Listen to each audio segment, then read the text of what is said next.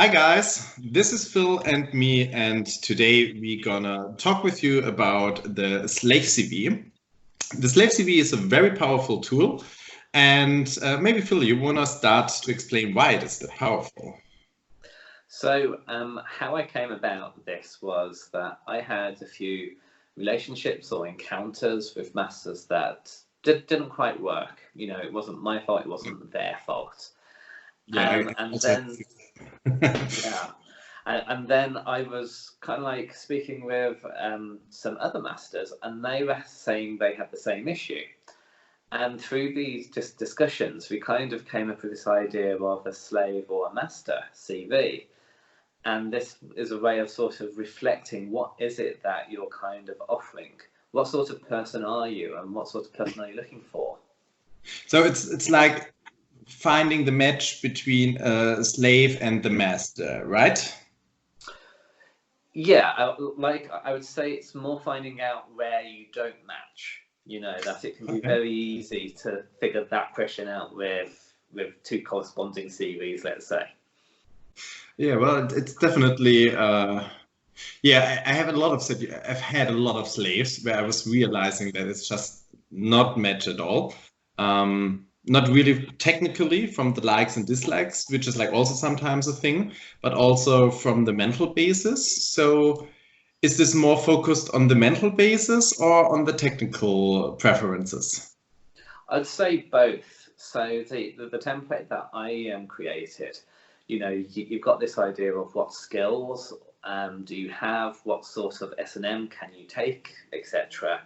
But there's also a lot about what are your values, what sort of person are you, and those are really important parts of how you can actually kind of merge, because whether you can be ripped or not, that's something you can be trained to do, and you can actually be trained to really enjoy it. But if you've got two people that have completely opposing values, let's say about honesty or some other thing, it's never going to work. It doesn't matter whether you're perfect with the S&M bit, you're never going to really have a successful relationship, because your values are so different. Do you think that these values are always the same? Like, I mean, let's say you want to have an honest master who would be true to you, and then after a while you just realize that maybe you can accept that your master is having more than one slave, or like having an open relationship from his side or something, and maybe it's just not something for you. Would this be part of the CV, for example? So I think things like honesty or trustworthiness, that's something I think is at the core of any proper relationship. Maybe if you're just doing a short play session, you don't really care that much. But for instance, I'm looking to be a 24/7 slave. So knowing this person is trustworthy is just something you need. And I think it doesn't matter if this is a BDSM relationship or a normal relationship, it has to be there. But then there are other things like perhaps the master, wants to have more than one slave. That doesn't affect, let's say, whether someone's trustworthy or not, but that the relationship's changing. But actually knowing someone's going to be very good, someone's going to be very honest about the issues that might come out there, will actually mean that the relationship's more likely to survive. Whereas a master that doesn't want to say anything, doesn't really want to talk, wants to kind of say lies, that's probably not going to survive a big change in the relationship. Yeah, but this sounds like problems like of any relationship, not only of a master-slave relationship, I guess, Yeah, right? and I think this is the thing we sometimes forget, that you got the idea of playing for, let's say, a couple of hours or playing for a weekend. But if you're looking at a relationship, then a lot of the things in a normal relationship are as important, but we can fixate on the sexual bit, because, this is one of the ways we originally get in. And it's fine, you want to be sexually excited by someone, but you don't want to get into a long-term relationship and maybe in a compromised position, without knowing that the stable part of the relationship's there for you. So, to make it very clear, the CV is probably just something for slaves who are looking for a long-term relationship, or is it also something you can, well, maybe use for a play partner, like a part-time job, if we remain in the world of CVs and jobs? I think it can be useful to everyone. So, you might be a slave that just wants to play, or you'll want to explore more, and you could create this just as a self-reflection. Who am I? What is it that I'm looking for? What is it I can offer? And these are often questions we don't explicitly ask ourselves. And that's really important. And I also think this is important for masters as well. What is a master offering? What skills does a master have? So I don't think this should just be something for slaves, or just something for slaves that want to have a 24/7 relationship. Yeah. Whether you show the CV is another thing. So if a member you just want to play, perhaps this is just a self-reflection exercise for you. But when you produced it, you might find it's much more useful to kind of show someone to see whether you are going to be a fit or not. Absolutely, yeah. Yeah, I was now thinking, what would, for example, I write in my CV? But before we think about this, you already probably had a CV, right? Yes, I kind of wrote it a couple of years ago. So what's standing, for example, in your CV?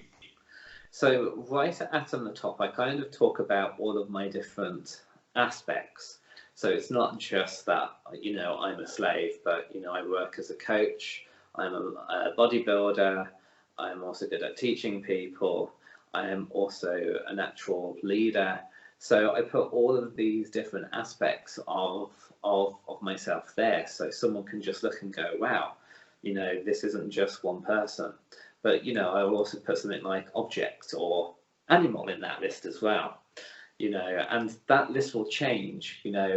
Just before the coronavirus came in, I was thinking I wanted to add kind of bondage gimp back, as it's not something I've done in quite a few years, but I suddenly realised I'm really missing that.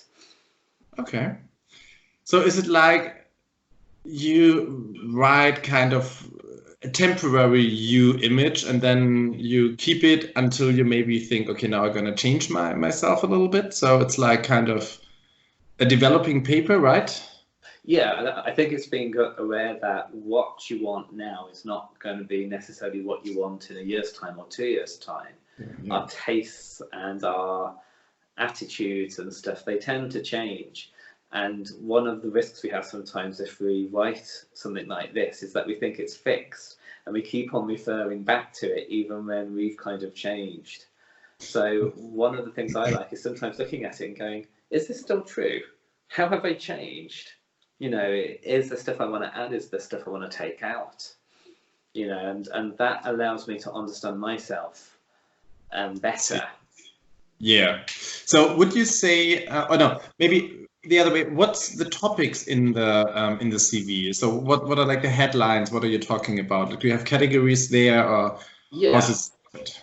So I'm just going to look at my CV as I read it out, but I've got a sort of very quick intro section where I talk about myself and a little summary. Then it's like, what skills and service can I offer as a slave?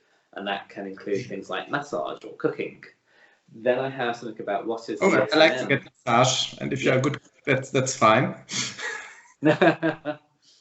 So then another section, kind of the S&M. So what are the sort of BDSM things I can do, and what are the things I would like to do and experience as well. And I'm very honest, like since I broke up with my master a few years ago, I haven't really played that much, so my stamina levels are now much lower. And I actually have that in the CV. It's not like, oh, I want to be beaten, bloody. It's like, well, no, I will actually find a rip much harder than I did a few years ago. And then there's kind of like this section about what do I want to learn, and I'm really explicit about this is where I'm pushing myself, this is where I want to try and go in the future. But then I've got some other sections, so I'm kind of like, what are my strengths, what are my values, what are my needs, and then finally some keywords, so you've got this sort of multi-dimensional or multi-perspective view of who I am as a person and who I am as a slave. Okay, so I see. Yeah, I think I get an idea how it looks like. Then it's like, do you also write? I mean, like if you talk about CV, I'm generally thinking about my past. Like, okay, I did this job and that job and that job. So did you write also like you were a slave of that and that and that, or is it more like an overview list of different areas? It's more just who I am as a person. And I think it's strange. I've never thought about putting my history there, but there's actually some good reasons why I would not include my history. And Okay. and one is that I've met some pretty terrible people that have given themselves the name master. And I'm not sure I would ever want to link myself to them or say I served under this person, you know. And you've also got people you can meet on the scene who are incredibly crafty and conniving, you know. Okay. So, but probably you also had some good people there. Like, I mean, in a CV, you often give reference to an old employee that you maybe I could ask your former master if it's correct what's standing there. So, I mean, generally, CV is for the new boss to get to know you. Yeah, so and is this also for that purpose, or? Well, I actually don't have that in it, but I love that as an idea. I would definitely have some kind of people that I could refer to with references, including my last ex-master. We're still on very good terms, you know. So. Yeah, because I definitely know if a master recommend a sub to me, generally this other master knows me. He knows like what my likes and my dislikes are and what's maybe very typical and special for me. Like, for example, I'm a sadist. I'm like on the other side, not this typical 100% hierarchy player. I mean, I don't like this humiliation part. That's wrong. Well, I still do it and everything, and I know it's part of it and a lot needed. But it's not like where I'm get like my major stimulation out of this. It's more like having this interlink with the other person. And I know that a lot of subs they're just getting in a subspace if they are really getting whatever a dirty talk, for example. And if you start like, oh, you have to do dirty talk with me, and I think like, no. So it's like it doesn't work.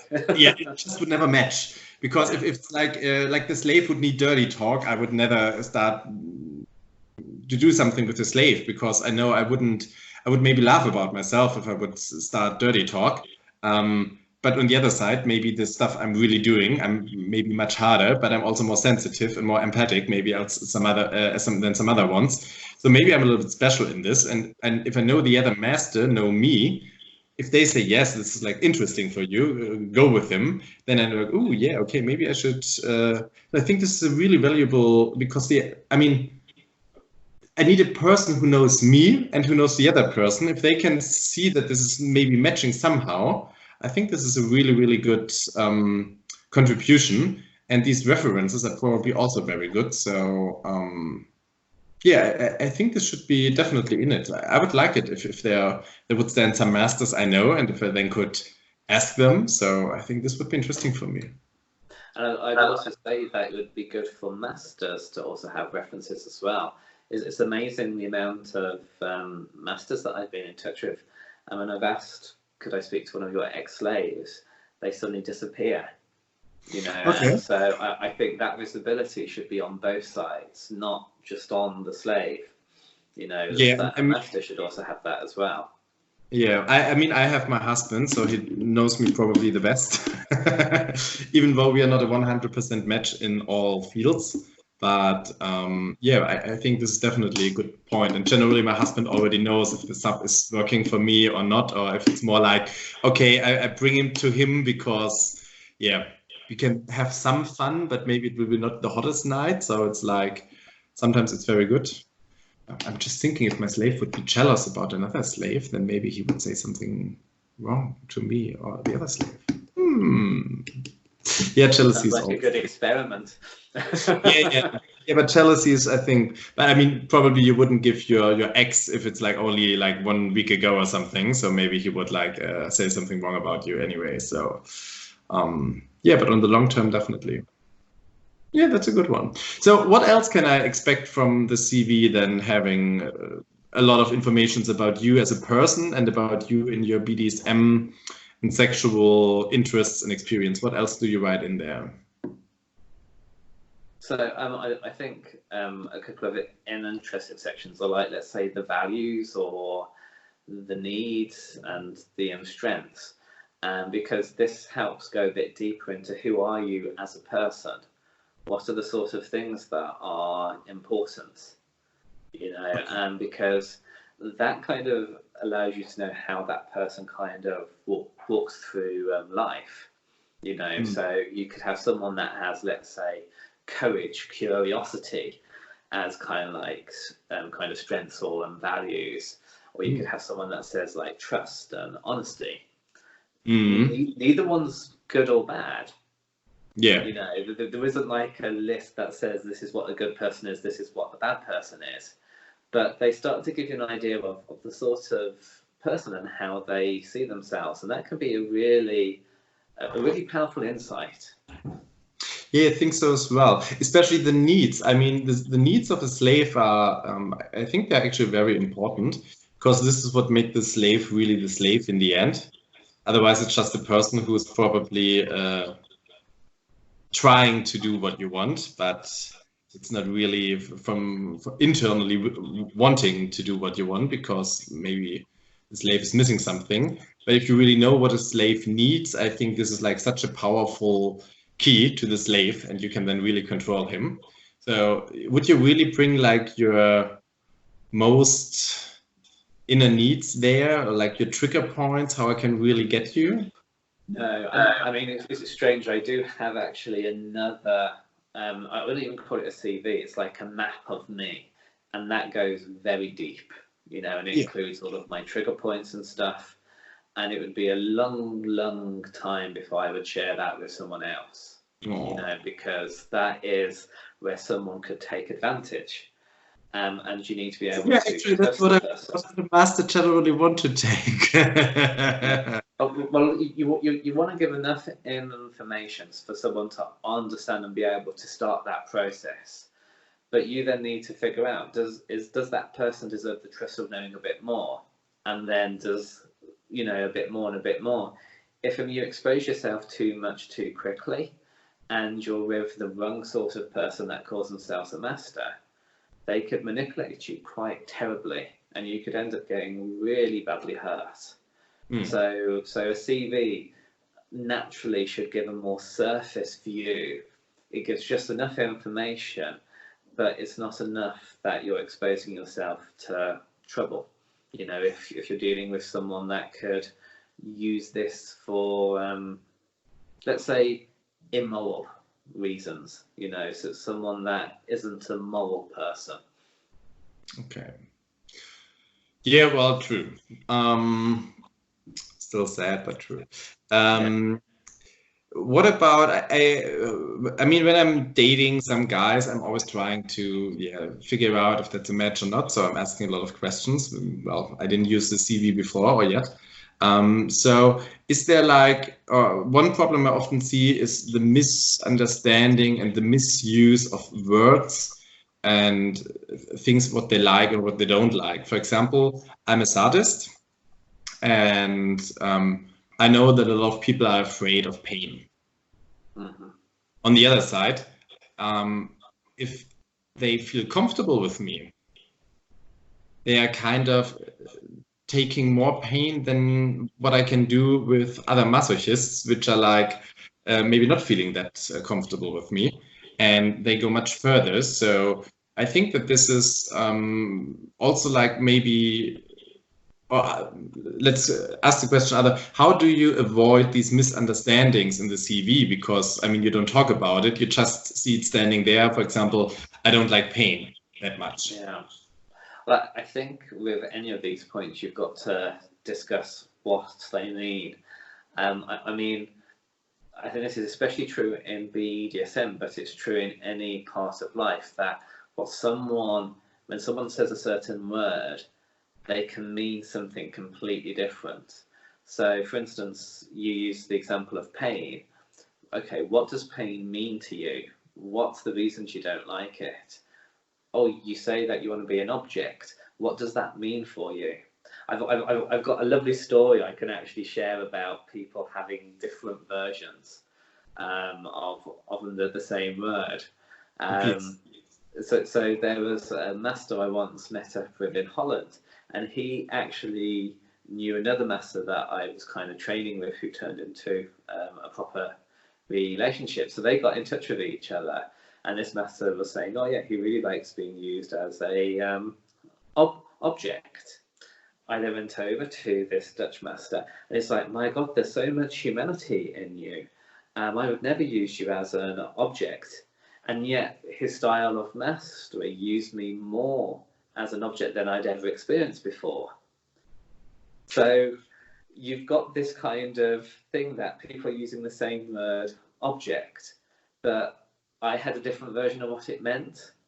One of the masters had another version of what it meant, and the other master had another version of what that word meant. So although we were using the word object, we had completely different kind of metaphors or definitions, sorry, for what that actually meant. To be honest, it's fascinating to see. So yeah, I wouldn't even know what I would understand of if you would say like you want to be object to me. I wouldn't exactly have a clear concept about this in my head. Maybe I'm doing this. I mean, I was once using this objectification, but just for photo shooting. Well, okay, sometimes for the session, but it's more like a side effect if the other likes it. And I think it's like sometimes it looks great. This kind of power feeling, but it's, I mean, I don't get sexual stimulated or something out of this. So it's more like kind of, yeah, but for example, I like the idea sitting on a slave and eating from another slave's back or something. So that's a very nice idea. But I mean, if I would have the situation in front of me, I know that I'm sitting not that stable on the slave, and eating on the other slave is even more unstable.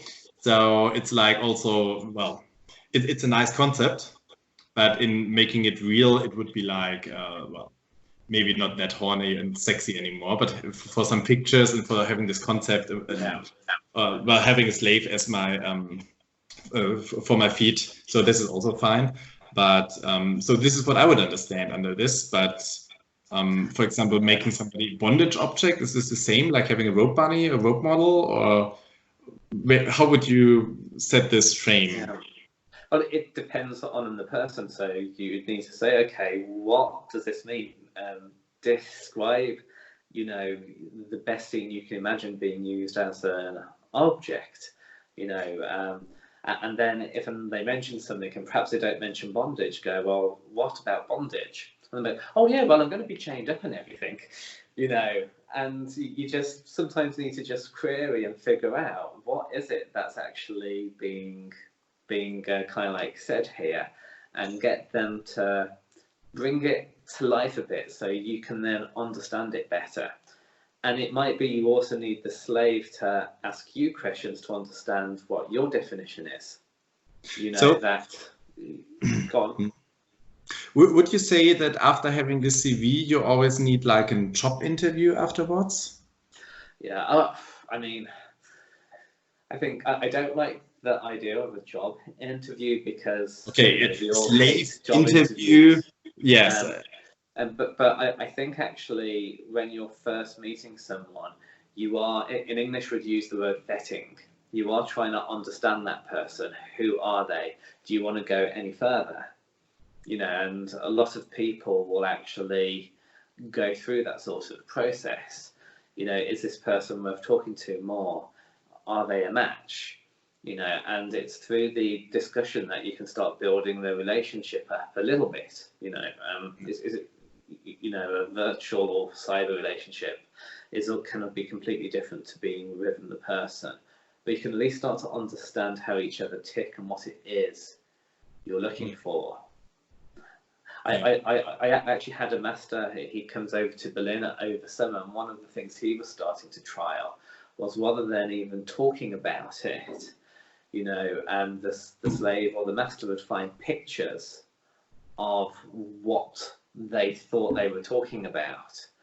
And I really like that idea. Like, I work as a coach, so communication and talking and writing is something that I think is very important, and I'm very good at doing it. But a lot of people aren't. So sometimes using a pictorial way of describing yourself can be much better than writing. You know, so you can bring all these different sorts of ways of speaking. I definitely have to say the picture part is also something I adopted from another friend of mine. He was also master, and he was also educating me a lot about being master. And he was also doing this with his sub, that his slave had to collect pictures, and it was making a folder with all the images. And so this is what he likes, what's hot. And then he was picking randomly what he want to play with him or something. I think this was a really, really nice approach. I also do this with my slave sometimes, and yeah, it's very interesting. I think a picture brings much more over than only words, and I think that having a conversation, I mean, I'm not 100% sure. For example, I'm a master. I really enjoy if it's really on one level, and to be with the other person on a level, it's better to know him better. But sometimes I just have a very quick link just directly. So, which is even best, because then I don't know that much about the other person, and I can just figure it out everything while playing with the other person, which is even more interesting. So I'm never 100% sure if I like to have this talk and all the information before with the slave or not. I just want to have the match. And if the match is there, I sometimes think that I can do anything with the other person, and I just realize when it's the wrong thing, because I just have the link. If I don't have the link, I technically need a list what I can do and not, and I wouldn't get horny on it anyway, maybe in my fantasy, but not because of this person, but just because of my fantasies. Yeah, I call that the X factor, that there's just this thing that can work, and there are a couple of masters I know who on paper we look perfect, and then when we meet each other, there's just nothing there. It's just rather than slotting into each other, we're just and we can't figure out why, and you're okay, that's just not going to work then. So I always kind of see, let's say, a CV or a profile or talking, it's just finding out enough that you feel safe and you want to go to the next step, which is to meet up in person. I actually think if you talk too much, it can actually be damaging, because you can end up with so much expectation for that first session that can't possibly be met. Sometimes you can have it. That's probably only happened 3 or 4 times when I've met someone and the connection has just been so amazing that it's beaten the expectations. Normally the first meeting never goes as well as you would like, and the connection kind of builds up. There was one master, and we've been speaking for 4 years, and that's really unusual. Between me speaking with someone, there's probably 1 or 2 months before I've kind of flown to visit them. But kind of he suddenly needed an operation, then I found a master and I moved here to Berlin, and then we broke up, and then I needed time to recover. So we ended up with constantly chatting with each other. And when I kind of went to see him, it was actually probably one of the hardest first visits I did, because there was so much expectation from our talks, and it just was going to be a disappointment, and he kind of managed to frame it to me at a certain point during the weekend, and just to say, yeah, I was worried this was going to happen because we'd spent so long talking. And it was really strange, because I tend to meet people so quickly. I'd never had that experience before. so it was really weird to kind of go through that and go, oh yeah, this is why I don't like talking for so long. but that was just bad luck on both parts for us, that it just never happened until 4 years later. To be honest, if I look back, I think the most interesting sessions I had were generally with guys I met live somewhere, at a club, at a bar. I didn't know a lot about them before, but I first got this link, this mental link, this just this feeling that this is kind of a good match. And then kind of it all developed from there to having a great time together, having kinky stuff, whatever. Sure, I was talking a little bit about what direction and so on. So I mean, I know that I'm not like, let's say, a soft dom guy. So I have very specific interests. So I generally try to prove this while talking with the person at this venue or whether I meet them. And then kind of, develop from there on. But I already know that the mental link is there. And I think this is so helpful.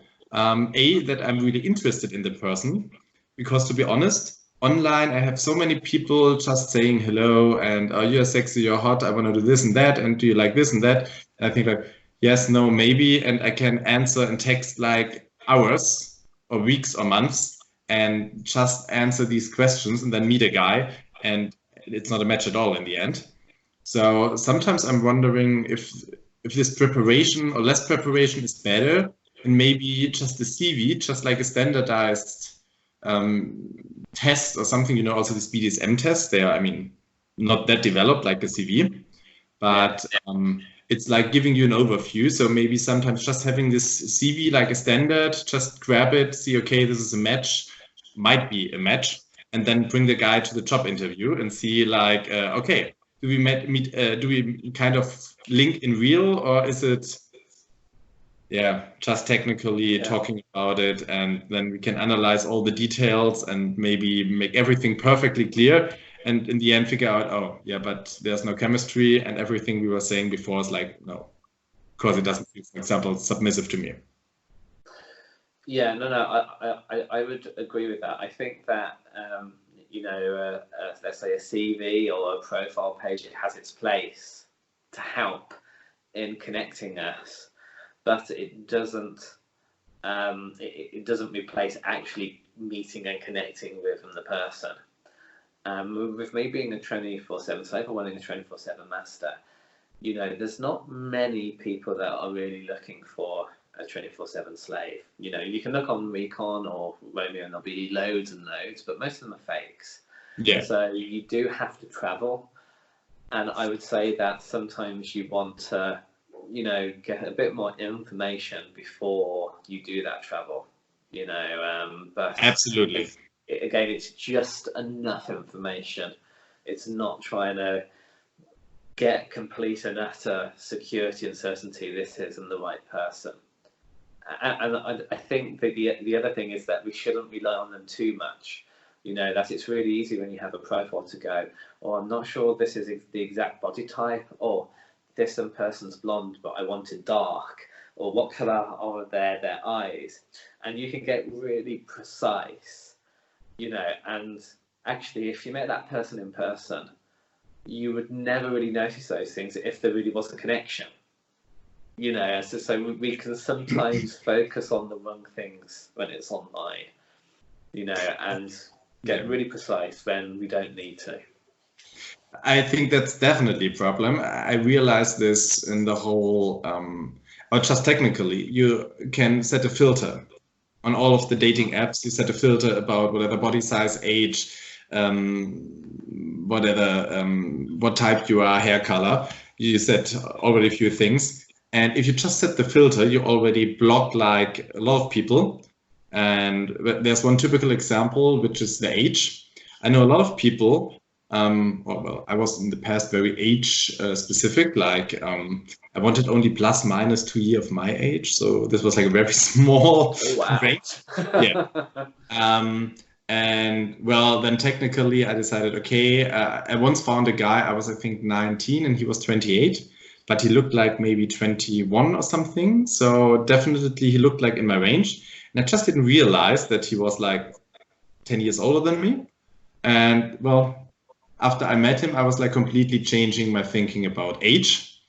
And so I just skipped the whole age part of my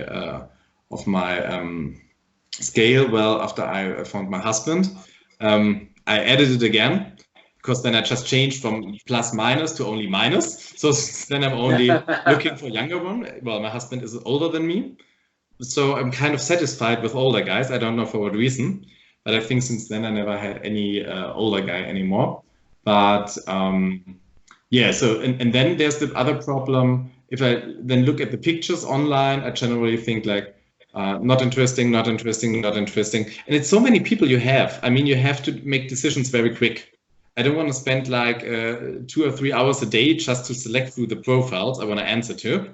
So yeah, it's probably very quick when you have to make a decision. I can't spend like chatting half an hour with a person to get to know the person at least a little bit more and then decide it. And I think this is the problem with the online dating, that you always have to make very, very quick decision on a very, very superficial basis. Yes. But maybe this kind of CV with maybe some other attributes might be more helpful in this context. I think maybe it focus also on a little bit other things than what's your body shape or something. So I think this might be an interesting tool, but it's never anywhere integrated, or is it? Is any on this dating platform using a similar tool? No, and in some ways I'm a bit nervous of it ever becoming something that you would require, because it'll just be like a profile, you know, and it's yeah, but I mean, profile is just something. The people are writing poets there, and I think like, okay, what the fuck is this poet saying about you? So it's just an information what somebody likes. Okay, this can be interesting or not. Maybe it can be a conversation starter, but it's definitely not anything explaining me something about this person. So maybe a kind of approach about like maybe we can write learn something out of the CV, what we can write in our profiles, which is maybe more useful to create our profiles. Yeah, it's sort of, what am I truly looking for? You know, that is the question. You know, like a profile is an advertisement. So what is it I really want? Is it as much sex as possible? Is it that I want to find a master? Is it that I want to find a live-in master? You know, is it that I want someone that will give me hugs? You know, what is it we're really looking for? And, you know, then try and change the profile to really reflect that. Yeah, probably we are looking for many different things at the same time when we are online, right? Yeah, and it's just that sometimes we can only focus on the one thing and miss out on all the others, which is why we don't get satisfied when we meet up. You need a lot of profiles then. I remember when I first moved to London, and I was basically, imagine that I've been starved of sweets, and now I'm in a sweet shop, and I was shoving my hand down as many sweet jars as possible to check out what I was having. And whereas now, as I've grown older, and that idea is much less appealing, and I want people that I have a connection with instead. You know, and so what am I looking for is someone that has, let's say, a higher emotional and intelligence and wants to connect. You know, if someone just wants a quick fuck, that's not really for me. So. Sure. Yeah, I'm completely with you. Well, that's the reason why I try to avoid online chatting a lot, because I think it never leads to something, at least for me. Except I'm losing interest in the person. That's generally the point. The person is stopping to answering me after a while, or I'm answering too slow because I'm not online very often. And then this all generally kind of get lost. And if you then don't have like, okay, we are catching up here. And if you know a person once in real, everything's easier, I think. And you know if there's something or not. And then you're interested in keeping up the contact. Yeah, but this is like a very late step. And well, maybe this is also maybe a topic for another talk. So let's maybe go back to the CV before we get completely distracted in the how to find the proper master-slave thing. Regarding the CV, if I want to start now writing a CV, what should I do? What do I need? So I would kind of create some sections. So what do I offer? What are my skills? You know, and you could split that into, you know, BDSM stuff, and you can also just, you know, what are the other things as a person that I offer. So for instance, as a slave, I might say massage. You know, what do I want to learn? What are my values? What are my needs? And what are my strengths? Those are the main questions. and they can be hard questions to answer. You know, so if I go back to the first one, what can I offer? You might be, oh, I don't know. You know, I've just started in this. What is the sort of thing I want to offer? You know, and so then you need to go through a bit of a journey to figure that out. Like, it was only when I started to look for a 24/7 master, and one of them said, well, I want a massage slave. So I started to learn how to do massage, so that was something I could offer him. But I've now learned that's a pretty good thing to have on my CV. You know, most masters will take me up on having a massage, Yes, sort of thing. And so, you know, depending on what you're looking for, even if it's a play, what are you offering that person? And because you want to know that, like, if I was going to, for instance, serve you, what are you going to offer me as a master? What are the sorts of things that you're going to do? And you will want to know the same from me. You know, and we don't answer that question a lot. Yeah, I want to try to answer this question now for myself. For example, would it be, what I would say is like a thing where I'm good in, I'm a person who's caring about another person if I kind of decided to, but I have to decide this to. So most of the people are completely, well, they're existing, point. Most of the slaves are existing, and maybe I can have a session with the one or the other, and maybe the next day I forgot about him because, well, I didn't decide to take more care about this person. But if I find someone where I think, okay, this person is like a valuable person for my life, and there's a good link, so there's a strong interaction, and I see that this person want to have this interaction or this link with me as well, I'm a person who's really starting to take a lot of care and a lot of thoughts about this person. Would you see this, for example, as in the sections, or would you say this is, well, no, this maybe is strength for weakness or something? I'd almost want to go a little bit further. Like you mentioned, there's this sort of connection, or there was this stage where you know that you would offer more. What is that? What it is that thing that makes you want to move from the one stage to another? Because then that's probably the sort of person you're looking for. Okay, yeah. But I mean, this is nothing I can offer. This is something what I probably expect from the other, right? This is what I have to read out of the CV of the other person. Well, perhaps as a master, you could also say, this is what I'm looking for. You know, yeah. that could be an extra question. But, you know, some of the things you might be offering at first is bondage. You know, what are the sorts of things that you like doing okay. to someone? So the technical skills I have, something like this. Yeah, you know, so you've got that. But let's say you were a 24/7 master. What are the things you would offer a slave? You know, okay, so like a dungeon, like having 2 meals a day and stuff like this. Yeah, and look, like I can give an example of a profile I came across before Christmas, which was that you can't ask me any questions. You'll just come to me. I will use you for as long as I want to, but then I will give you away or sell you, and that I will not really care about your health. That is a profile of someone that's not offering anything at all. And I would imagine most people would steer very clear of that. You know, because that is someone that doesn't want to offer anything to the slave, to the point that they'd even sacrifice the health.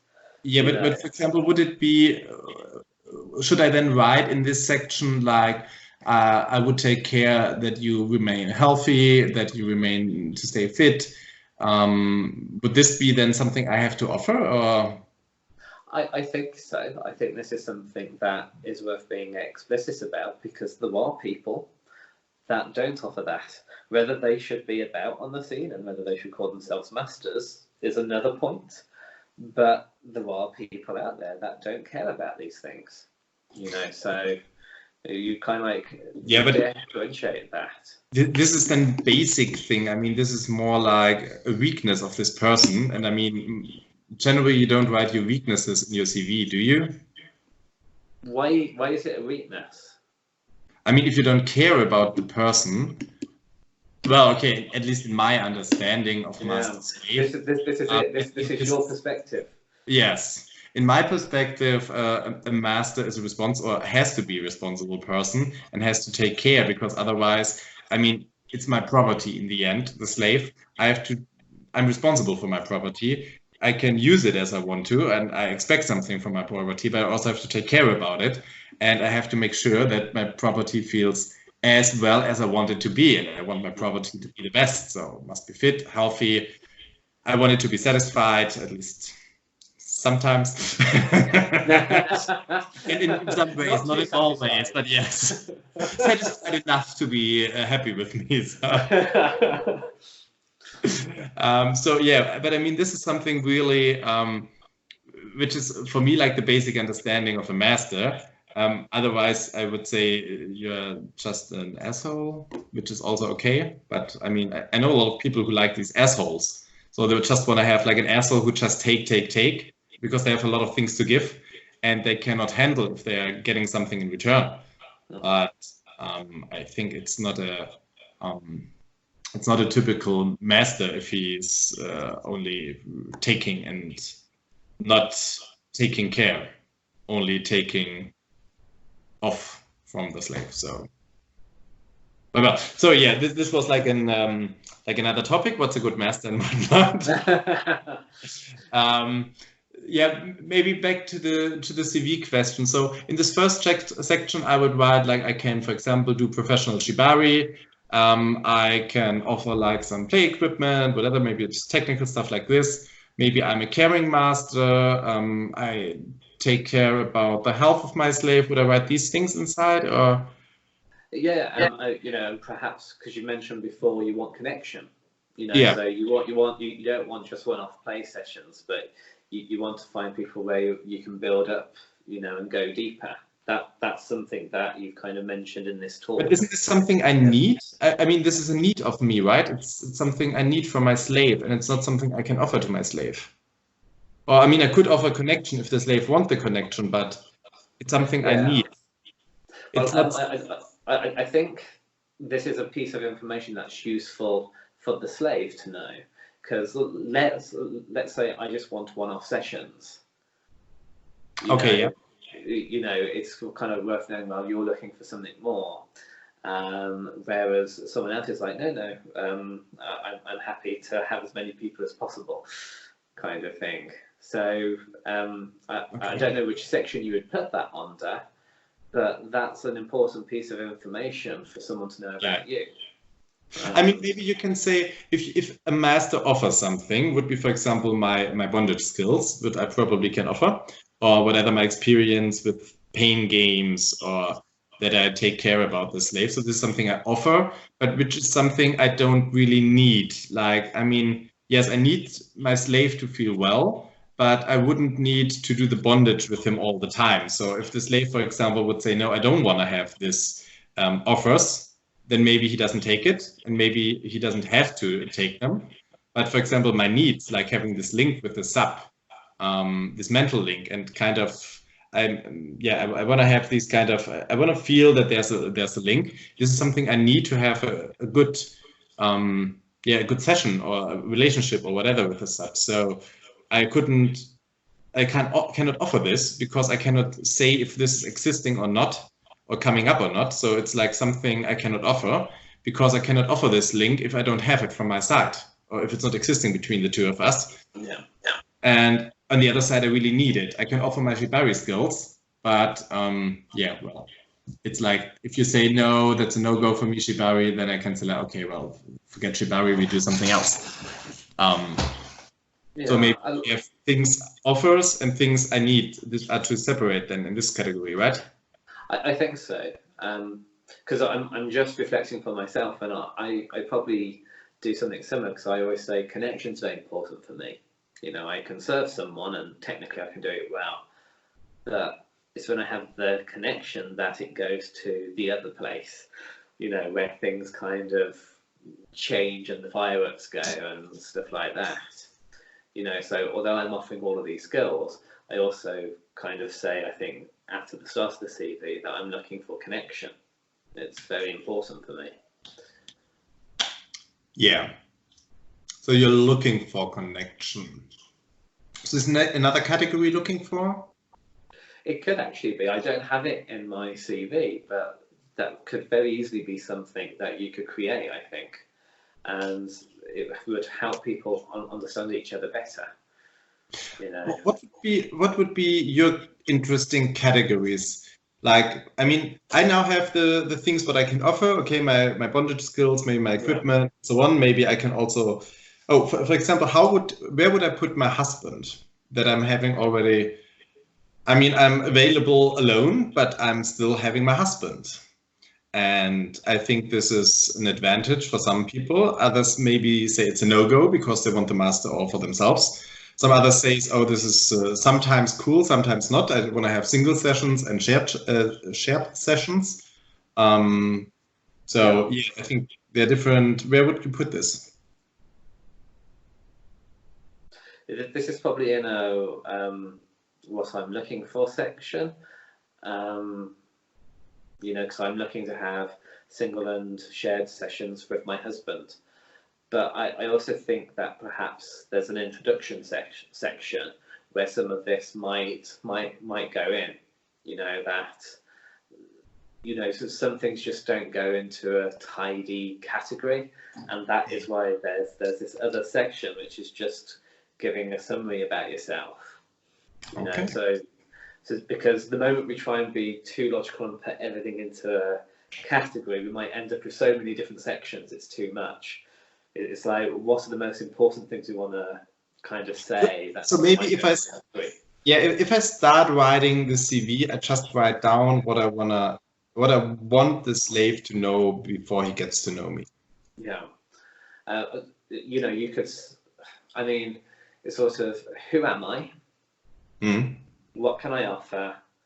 What am I looking for? Or what do I need? You know, those are probably the main things you're trying to answer. And for instance, the who am I, the introduction section and the values, strengths and needs is how I try and answer that question for me. Yeah. Someone else might want to answer who am I in a very different way, and that's fine. It's just I've broken it down in this way because it helped me try and figure out who am I, you know, what are my strengths, what are my values, what are my needs. Yeah, that was a journey I had to take to actually answer the question, who am I? Let's say. Great.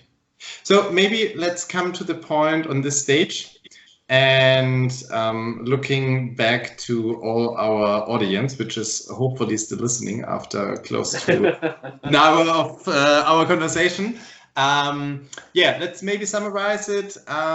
You are using and also recommending to write a slave CV also for masters. It's also useful for the slaves to have this master or slave CV. And you would write about who are you, what you can offer, what do you expect, and what you, for example, want to learn or what you're interested in. Maybe some strengths and weaknesses. I think you said something like this as well. But this can everybody do for himself how he wanna design it. The goal is to bring the information about yourself before you kind of get too deep in the conversation with the master or the potential slave, and that you have like a first good impression. And also you said you use it for self-reflection, right? So that you learn more about yourself in this process. And yeah, I think it's a very, very cool idea to write it down, to practice it. I definitely will do this. And well, yeah, let's see what I'm gonna write in it. And I hope that our audience also try to at least try a little bit to write this nice CV about themselves. It doesn't help you with all the time afterwards, but it's a good start and maybe a better start than not having anything written down. So yeah, awesome. And what I'd say is that even if you never want to show this to someone, just going through the process of creating it can help you figure out what it is you're looking for.